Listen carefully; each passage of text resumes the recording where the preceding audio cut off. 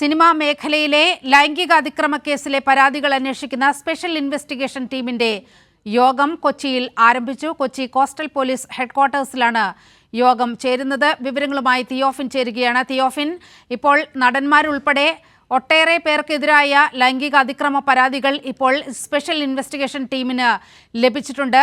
ഇതിന്റെ പുരോഗതി അടക്കം വിലയിരുത്തുന്ന യോഗമാണോ നടക്കുക?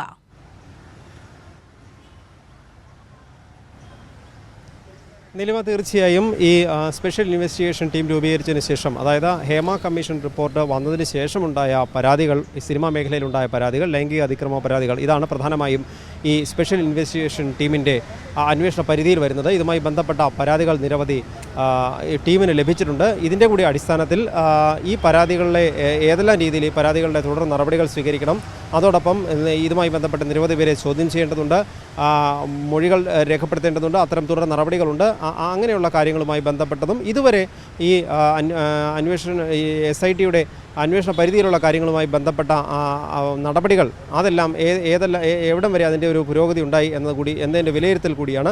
അല്പസമയം മുൻപാണ് യോഗം ആരംഭിച്ചത്. ഈ പൂങ്കുഴലി ഉൾപ്പെടെയുള്ള സംഘം എറണാകുളം കോസ്റ്റൽ പോലീസ് ഹെഡ്ക്വാർട്ടേഴ്സിലാണ് യോഗം ചേരുന്നത്. യോഗം ഇപ്പോഴും പുരോഗമിച്ചുകൊണ്ടിരിക്കുകയാണ്. നീലിമ, ശരി.